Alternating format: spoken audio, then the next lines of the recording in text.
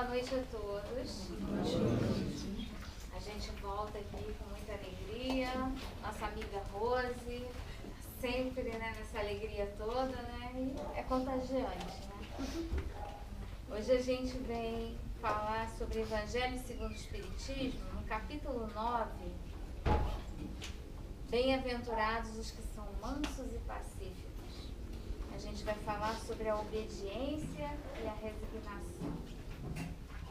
Mas antes de a gente começar, o capítulo é Bem-aventurados os mansos e pacíficos. E lá em Mateus, ele anota o seguinte no capítulo 5: Bem-aventurados os que são mansos, porque possuirão a terra. E bem-aventurados os pacíficos, porque serão chamados filhos de Deus. Só o Sermão do Monte, a gente conhece, né? Mas o que é ser manso e pacífico? A gente já parou para pensar o que é ser manso e pacífico? O que é ter mansuetude e buscar pacificação? Paramos para pensar nisso? O dicionário ajuda a gente. São palavras que têm um significado. Vamos ver se nesse significado da nossa língua portuguesa a gente consegue trazer alguma reflexão. Manso, de mansuetude. Gênio afável, calmo. Vive em paz ou tem paz no coração. É um ser sereno e tranquilo. Não tem agitação e não tem pressa. Todos nós somos assim? Vamos lá para pacífico. Quem quer ser pacífico? Tranquilo, que busca viver em paz. Sem conflitos. Não discute ou aceita sem discutir ou contestar. Mansos e pacíficos herdarão a terra e serão chamados filhos de Deus. São qualidades, mansos e pacíficos, né? E obediência e resignação? Porque a obediência e a resignação está no capítulo dos mansos e pacíficos. Obediência. A ação de quem obedece, de quem é submisso, dócil. Disposição para obedecer. Obediência passiva, submissão. E resignação. Quem que é um ser resignado?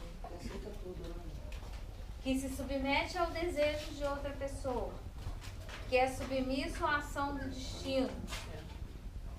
Que aceita pacificamente as dores da vida, ou que se conforma sem se opor, não apresenta resistência nem oposição. Então a gente já sabe o significado das palavras, né? Agora vamos entender qual é essa obediência, qual é essa resignação que o espírito de Lázaro, em Paris, em 1863, trouxe para compor o Evangelho segundo o Espiritismo, codificado por Allan Kardec. Ele começa dizendo o seguinte: que a doutrina de Jesus ensina por toda parte a obediência e a resignação. São duas virtudes. Já tem uma colocação interessante. Duas virtudes, se são virtudes, podem ser conquistadas. Eu posso trabalhar isso dentro de mim e conquistar obediência e resignação. Então é algo que eu vou me apropriar, que eu vou conquistar. São duas virtudes que acompanham a doçura. Quem são mansos e pacíficos são pessoas dóceis e que são muito ativas. Mais uma dica pra gente: tem que ter ação para se tornar obediente, resignado e, por consequência, ser manso e pacífico. Não são pessoas paradinhas, quietinhas, deixa como tá. Não é isso. Tem ação, sai, se movimenta, muda da zona de conforto, remexe a gente por dentro. É mudança, é ação. Então, para ser obediente, resignado, tem que ter ação. É uma coisa ativa, não é passivo. Por que a gente entende obediência e resignação como algo que a gente tem que aceitar e ponto final? Não é assim. Tem que ter razão, tem que ter ação no que eu estou fazendo. Porque se for para aceitar por aceitar, para que eu vou tentar entender as leis de Deus? Para que eu vou entender o porquê que eu preciso fazer isso? Por que eu vou aceitar determinada coisa ou outra? Kardec, em todo momento da codificação, fala que a gente tem que ter razão. Tem que ter o crivo da razão. É bom para mim? É bom para o próximo? Tem condições de ser cumprido? Posso fazer sem constrangimento? Então, eu posso fazer. Então, tem que ter raciocínio, tem que buscar a razão para poder seguir em frente. E são muito ativas, embora os homens as confundam erradamente com a negação do sentimento e da vontade. Não tem negação do nosso sentimento e não tem negação da nossa vontade. Ao contrário, tem o entendimento que faz com que a minha vontade e o meu sentimento sejam solidários, entendam, aceitem, porque é bom para mim, é bom para o meu próximo. Então, ser obediente e ser resignado está muito diferente dessa questão de negar os meus sentimentos e a minha vontade. Ao contrário, isso tudo é levado em consideração e a doutrina nos auxilia a entender essa obediência e essa resignação. Na questão 621 do Livro dos Espíritos, Kardec traz para a gente a informação da espiritualidade, que as leis de Deus estão escritas em nossa consciência. Se estão escritas em nossa consciência, nós sabemos. Então para que eu preciso ser lembrado? Eu preciso ser lembrado porque eu ainda sou uma criatura um pouquinho revoltada com essas leis, né? Eu sou um espírito rebelde às leis de Deus. São os espíritos na classe em que nós nos encontramos. Rebeldes às leis de Deus, estamos num planeta de provas e expiações, que para muitas outras coisas também serve de exílio para os espíritos que são rebeldes à lei de Deus. Nós somos exilados, estamos aqui. Graças a Deus estamos aqui aprendendo a recordar as leis de Deus que estão em nossa consciência, entender o que é ser disciplinado, o que é ter resignação, o que é ter obediência, para adquirir essas virtudes magníficas e efetivamente sermos mansos e pacíficos. Olha o caminho que a gente tem para correr, para a gente adquirir essas características da mansuetude e da pacificação. Aí ele completa para a gente o seguinte, que a obediência é o consentimento da razão. E a resignação é o consentimento do coração. Olha como não tem negação do sentimento nem da vontade. Eu entendo, eu obedeço porque a minha razão me leva à conclusão de que aquele caminho é bom. E eu sou resignado porque o meu coração está consentindo com aquele sentimento. É bom. Me faz bem para o próximo. Então eu consinto em ser resignado. Eu aceito as leis de Deus que estão na minha consciência. E aí eu deixo de ser revoltado. E aí eu deixo de me revoltar contra a paternidade celeste que é de nosso Pai. Então está tudo muito interligado. Mas é complicado chegar a essas conclusões? Nós somos complicados, nós somos assim. Mas tem um caminho traçado por Jesus, tem uma regra de bem proceder e que a gente só sofre efetivamente quando sai desse caminho. A dor, ela é normal para todos nós, estamos nos planetas de provas e expiações, a dor vai acompanhar todos nós. Agora, sofrer, na acepção da palavra de revoltar-se, aí é uma escolha nossa, muito, muito nossa. E ele continua dizendo que essas duas forças ativas, eu falei que tem ação, elas nos dão as forças, nos fortalecem, nos erguem, né? Pois levam o fardo das provas que a revolta insensata deixa cair. Quantas vezes eu me revolto por tudo que está acontecendo comigo e eu não quero mais isso para mim. Eu não quero mais carregar essa cruz. Eu não quero mais essa família difícil. Eu vou abandonar tudo. Eu vou dar meia volta, eu vou andar. E quando eu menos perceber, eu estou de volta ao meu grupamento familiar de que eu necessito. Daquele local que eu necessito. Então, eu me revolto, eu largo o fardo que eu deveria carregar, que é para o meu bem, e eu vou sofrer. Mas o sofrimento vai me burilar e vai fazer com que eu retorne. Faça o caminho do filho pródigo e retorne à casa paterna. E retorne ao caminho que eu não deveria ter saído. Vai ser um pouquinho mais difícil? Vai. Mas graças a Deus que nós podemos retornar. Ele continua dizendo aqui que o covarde não pode ser o resignado. Assim como o orgulhoso e o egoísta não podem ser criaturas obedientes. Realmente não combinam. O covarde é aquele que ou pratica o mal ou simplesmente não quer agir porque tem medo.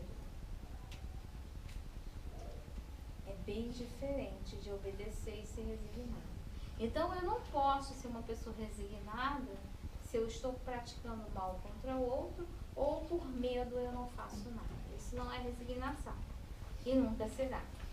E o egoísta, ele não pode ser uma criatura obediente porque o egoísta só pensa em você, em ele, e depois, quem sabe, em alguém. Então, se eu só penso em mim, se a minha verdade é mais importante, como é que eu vou obedecer uma lei de um Deus que eu não vejo, que eu não sei se existe, que só me faz sofrer, que eu me revolto contra ele, eu me basto? Então, não tem como ser obediente se eu sou egoísta, se eu só penso em mim. Essas são completamente antagônicos. E a gente ainda tem muito ainda do egoísmo dentro de nós. Nós temos que ser realistas conosco. Em determinados momentos nós somos extremamente egoístas. Muito egoístas. Mas somos nós. E a cada passo a gente vai se percebendo, vai diminuindo um pouquinho aqui, vai melhorando ali. E em um dado momento a gente conquista essas virtudes. É devagar, gente. Não vamos nos atropelar. Nós já demos um grande passo. Nós estamos aqui hoje. Já é um grande passo. A cada semana de tratamento, a cada contato com informações, a gente vai se enxergando nessas colocações e vai pensar, pô, realmente, eu acho que eu posso fazer um pouquinho diferente aqui, um pouquinho diferente ali. Aí eu posso tentar isso, aí eu não consegui. Aí na semana seguinte vai, se fortalece mais um pouquinho, tenta mais uma vez. E assim, na tentativa de erro e acerto, que a gente vai conquistando essas virtudes devagar. Devagar, vai se apropriando disso e vai conseguindo trilhar um caminho um pouquinho melhor para todos nós. Ele continua dizendo aqui que cada época da humanidade é marcada pela virtude ou pelo vício que poderão salvá-la ou perdê-la. E ele diz também que Jesus foi a encarnação dessas duas virtudes. Quando ele esteve aqui na antiguidade, né, naquela época, né, em que Roma tinha aquele apogeu todo, menosprezava tudo, Jesus veio até nós. Ele veio no momento em que a sociedade romana naufragava nos desmandos da corrupção. Vamos lembrar o quanto, né, foi difícil aquela época, né?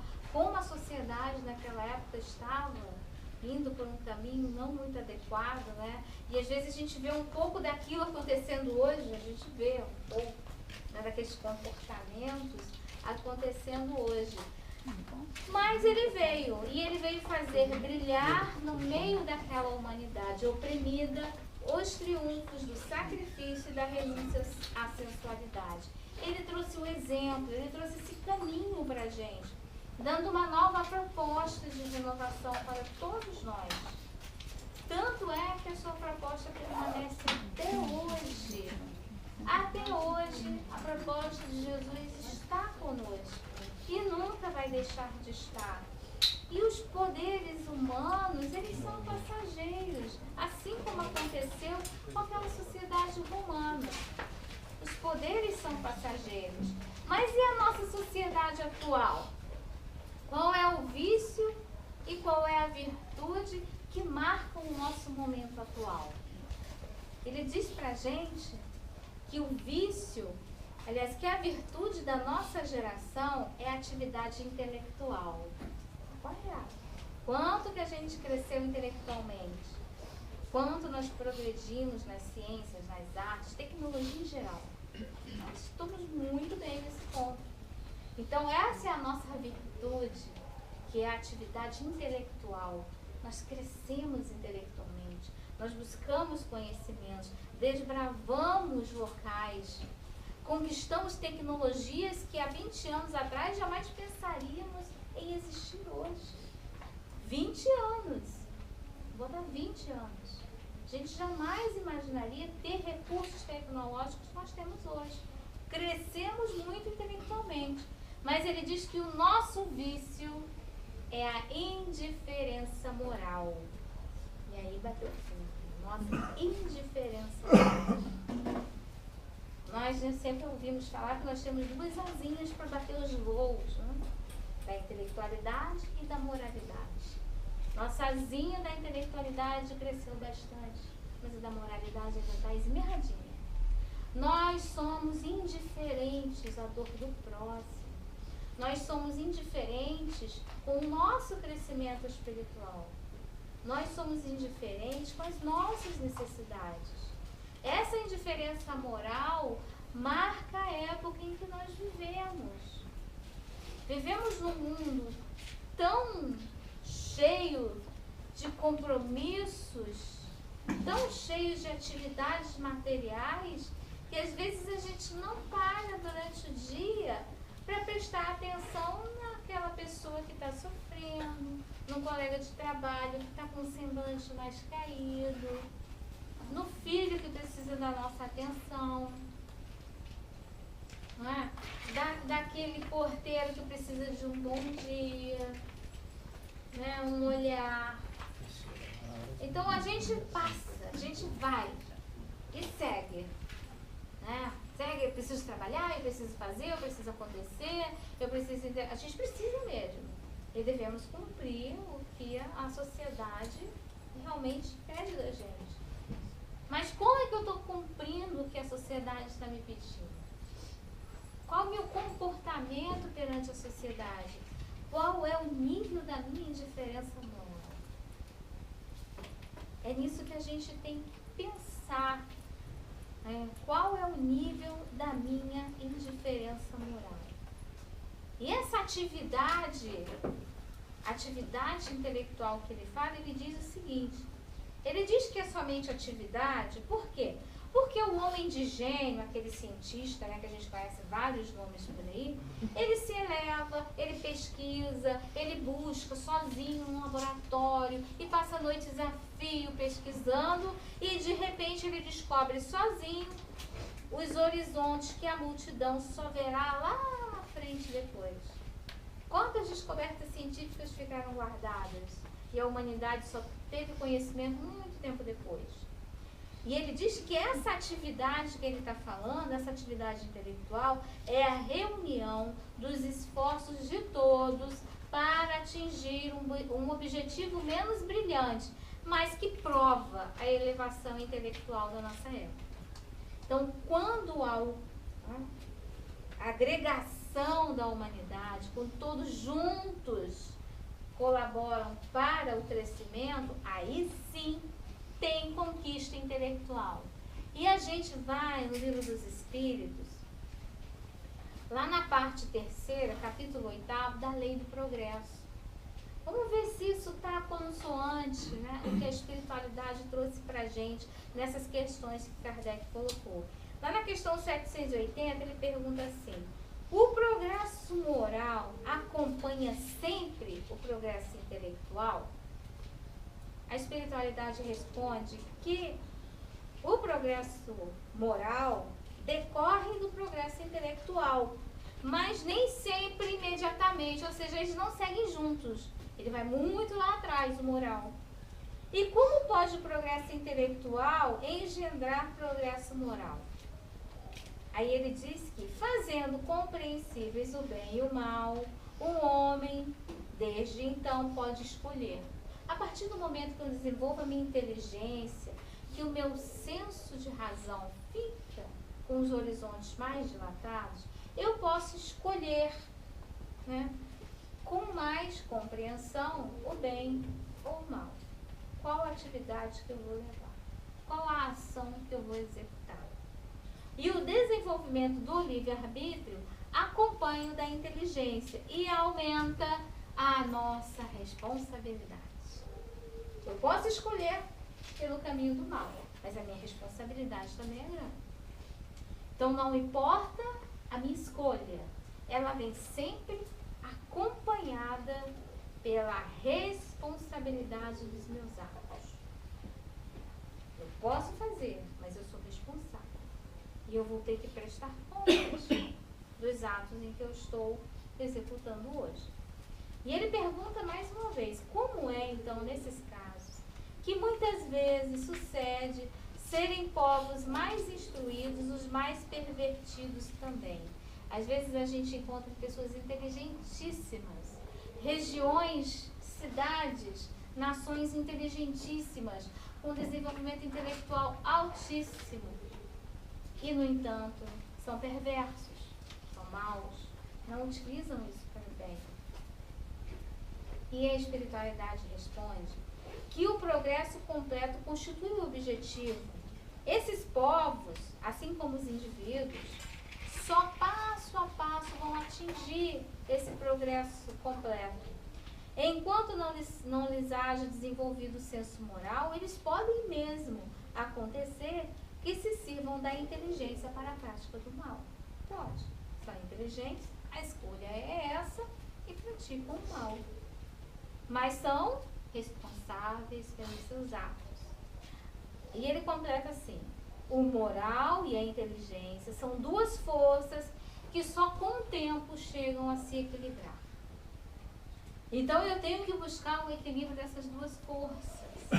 E as minhas escolhas, o meu caminhar, vai fazendo com que isso se equilibre devagar, um pouquinho aqui, outro pouquinho ali, e aos poucos a balança vai ficando um pouquinho mais equilibrada, até eu efetivamente entender, conquistar essas virtudes e conseguir as duas rasinhas completas. Mais à frente, Kardec pergunta, vê se é muito próximo do que a gente vive hoje. Ele diz o seguinte: bastante grande é a perversidade do homem. A gente sabe disso. Não parece que, pelo menos pelo ponto de vista moral, em vez de avançar, a gente recua, a gente anda para trás, vamos dizer assim? É o que a gente vê muito hoje. E a espiritualidade diz que a gente se engana, mas nos enganamos muito em pensar assim. Observa bem o conjunto e a gente vai ver que nós nos adiantamos sim. Pois que melhor compreendendo o que é mal, dia a dia nós vamos reprimindo os abusos. Faz-se mister que o mal chegue ao excesso para tornar compreensível a necessidade do bem e das reformas. É aquele velho ditado, né, que a gente vê escrito, né? O escândalo é necessário, mas ai por quem vem o escândalo. O mal, às vezes, ele chega ao seu excesso, né, ao seu apogeu, mas é necessário para chamar a atenção e ver, olha, tem que fazer o contrário, tem que reformar, tem que mudar, tem que procurar outro ponto de vista. E às vezes esses escândalos fazem com que nós nos acordemos, que a gente saia da nossa zona de conforto. Sabe aquele lugarzinho, tá bom do jeito que tá, não me tira daqui não. Mas o resto em volta tá uma loucura. mas o meu cantinho aqui tá bom. Não tá bom, não. Não adianta dizer que melhorar estraga. Não estraga, não. Ao contrário, melhora muito. Não vai estragar nada. Então, a gente tem que sair da nossa zona de conforto. Lembra que a gente disse que são virtudes ativas a obediência e resignação? Então, tem que ter ação, tem que sair da zona de conforto, tem que se remexer, tem que buscar, né, fazer essa faxina interior para a gente poder realmente conquistar e dar espaço para que o bem se instale em nossos corações. Se a gente não fizer essa faxina interior, não vai ter espaço. A gente vai estar sempre guardando mágoa, rancor, saudade descabida, né? Todas essas coisinhas que a gente vai guardando dentro da gente e vai tirando espaço, E aí como é que o bem vai se instalar? Se a gente não fizer essa faxina, né? Na nossa casa não é assim? Às vezes a gente guarda coisas que não tem absolutamente necessidade de ter aquilo. Se a gente não tirar do lugar, não passar para frente para quem vai precisar efetivamente daquilo, como é que o novo vai entrar? É a mesma coisa. Nós temos que fazer a nossa faxina interior. Mas qual é o maior obstáculo ao progresso? Pergunta Kardec da espiritualidade. Qual o maior obstáculo que nós temos que vencer para progredir? Moralmente e intelectualmente. Aí ele diz, o orgulho e o egoísmo. Refiro o meu progresso moral, porque o intelectual, ele vai se efetuar sempre. Então, para que nós possamos progredir moralmente, para que essa nossa indiferença moral vá diminuindo, nós temos que tratar o nosso orgulho, nosso egoísmo, que são as chagas da sociedade, como diz a espiritualidade e os espíritos. Então, olha como a gente tem uma visão dos dias em que nós vivemos hoje. Nosso país está passando por situações tão turbulentas, mas vamos conseguir sair do outro lado, nós vamos conseguir melhorar. Nós temos que ter pensamento firme de que efetivamente as coisas vão mudar de caminho, o rumo vai ser alterado e tudo vai entrar no caminho que deve seguir. A gente viu que às vezes o mal é necessário para que a gente mude, para que a gente reforme o que efetivamente precisa ser mudado. Então, nós vivemos esse momento difícil, mas são muitas oportunidades de enxergarmos o que efetivamente precisa ser mudado na nossa sociedade. Muito dessa mudança cabe a nós, cada um de nós, cumprir com a parte para que tudo possa efetivamente ser transformado. Então, nós temos essa obrigação de parar, pensar e refletir e ver o que me cabe na mudança necessária que a minha sociedade, que a humanidade precisa. Eu só preciso melhorar como mãe, como pai, como filho?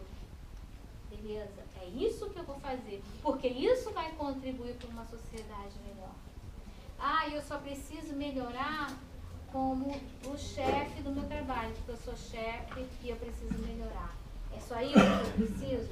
Então vou buscar compreender e me melhorar, porque aí sim eu vou estar contribuindo para uma humanidade melhor. Não tem grandes missões, são coisas pequenininhas, mudanças pequenas, visões diferentes de coisas que a gente diz que já está acostumado porque sempre foi assim.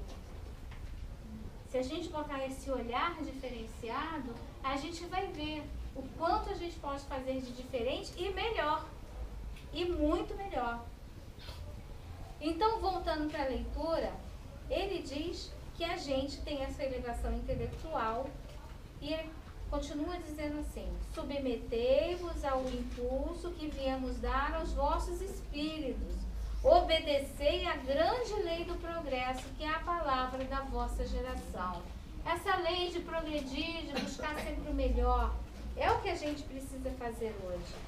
Infeliz do espírito preguiçoso, sabe? Daquele que não quer sair da sua zona de conforto. Eu tô quietinho. Daquele que fecha o seu entendimento. Infeliz dele. Por quê? Porque nós, que somos os guias da humanidade em marcha, o chicotearemos e o forçaremos à sua vontade. Parece ser rígido demais, mas se eu ficar quietinho, paradinho, vou ser levada pela onda do progresso. Eu vou ter que progredir também. E se eu não puder continuar a minha linha de progresso aqui nesse planeta, eu vou para outro, porque há muitas moradas na casa do meu Pai.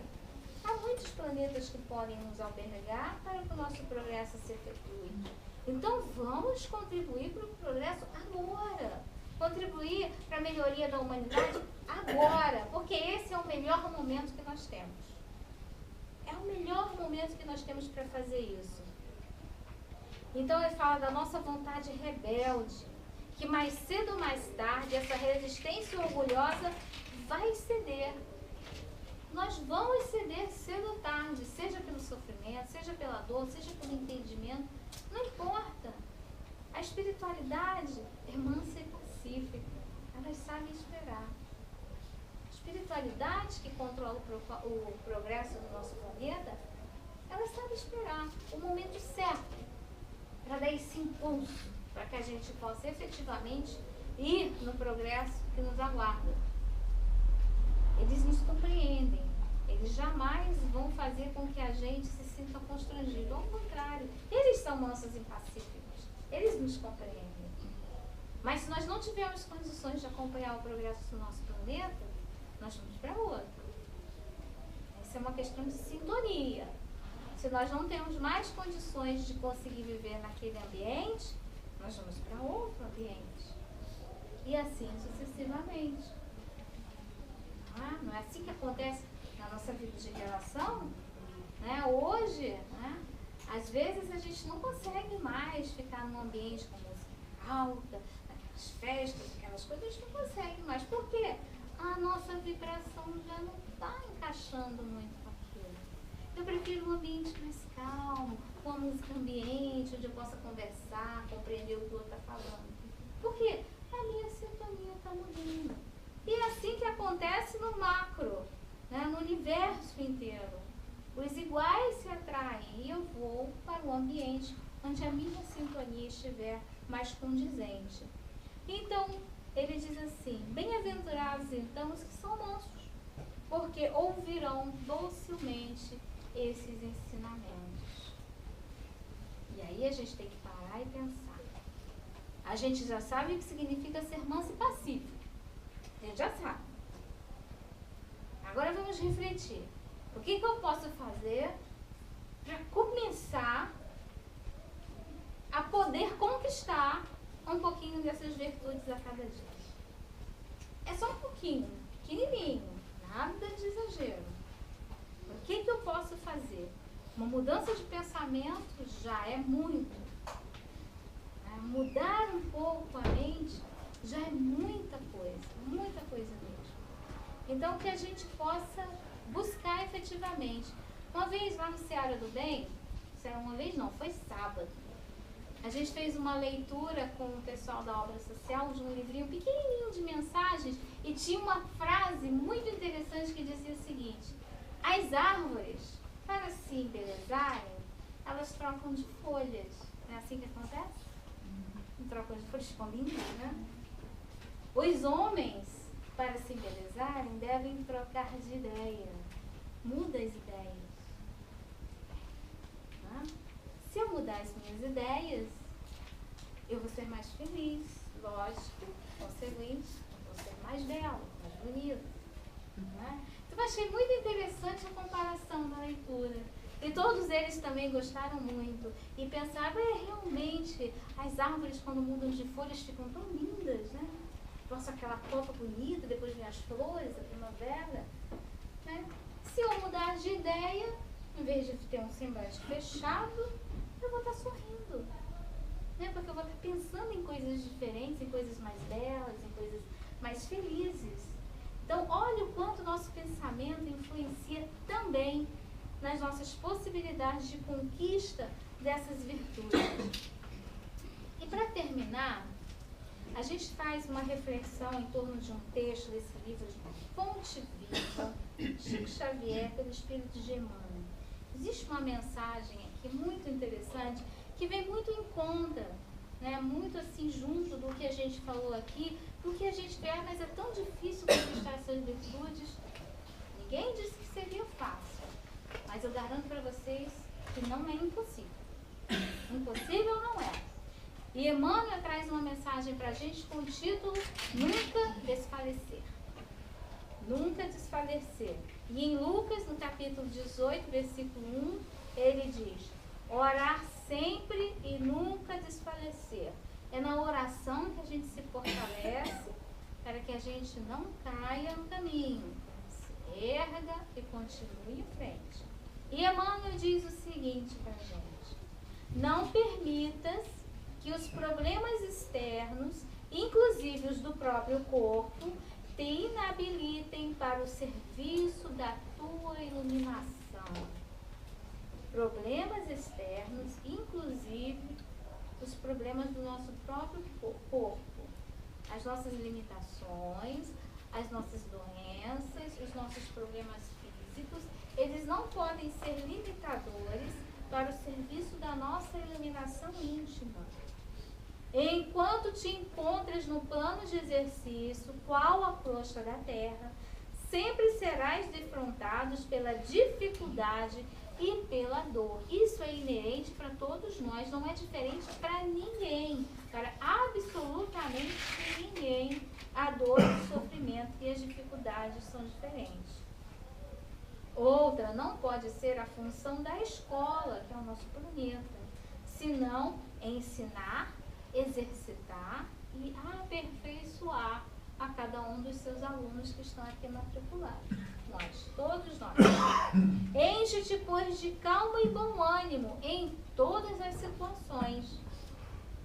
Foste colocado entre obstáculos mil de natureza estranha, para que, vencendo situações fora de ti, aprendas a superar as tuas limitações.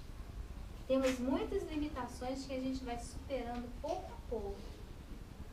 Enquanto a comunidade terrestre não se adaptar à nova luz, respirarás cercado de lágrimas inquietantes, de gestos impensados e de sentimentos escuros. Por mais escuro que esteja um ambiente, se a gente colocar uma pequena fagulha de luz, ela vai fazer a diferença, mas muita diferença. Mas muitas vezes a gente não se acostuma a olhar para essa fagulha, para essa luz pequenininha, porque machuca os nossos olhos, né? Quando a gente fica muito tempo no escuro, que vai para a claridade, não incomoda? O que Emmanuel traz para a gente é que a gente tem que se adaptar à nova luz, ou seja, se adaptar a pensar no bem, a fazer o bem, a buscar as mudanças das ideias. Porque então a gente vai começar a ficar cercado de alegria e não dessas lágrimas inquietantes que ele fala aqui. Dispõe-te a desculpar e auxiliar sempre, a fim de que não percas a gloriosa oportunidade de crescimento espiritual. Tudo é oportunidade.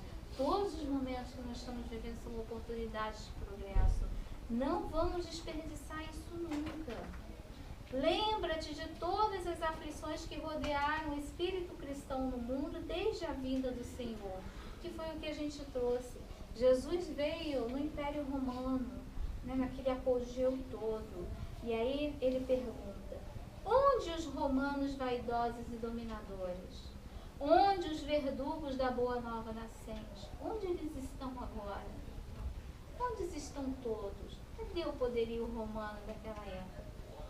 Arrojados pelo tempo aos despenhadeiros da cinza, fortaleceram e consolidaram o pedestal de luz em que a figura do Cristo resplandece, cada vez mais gloriosa, no governo dos séculos.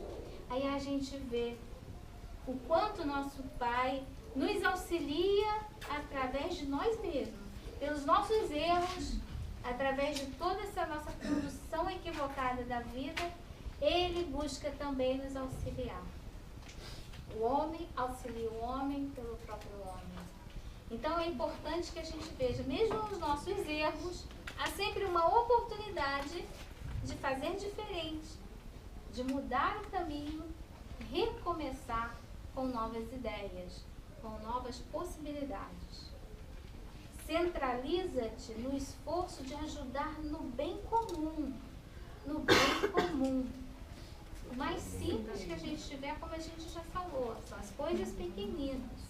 Seguindo com a tua cruz ao encontro da ressurreição divina. Ou seja, não se revolta, carrega o fardo, seja obediente, seja resignado. Nas surpresas constrangedoras da marcha, recorda que, antes de tudo, importa orar sempre, trabalhando, servindo, aprendendo, amando e nunca desfalecer. Olha só. Orar, trabalhar, servir, aprender e não desfalecer. São verbos. E verbo é ação. Então, temos que sair da nossa zona de conforto. Temos que buscar a ação efetivamente que vai construir o bem em torno de nós. E vamos sempre, orando sempre, trabalhando, servindo, aprendendo, amando e nunca desfalecer, buscando sempre as virtudes da obediência e da resignação para que possamos construir um caminho melhor para cada um de nós e efetivamente auxiliar a todos nós, porque sozinhos não vamos chegar a lugar nenhum.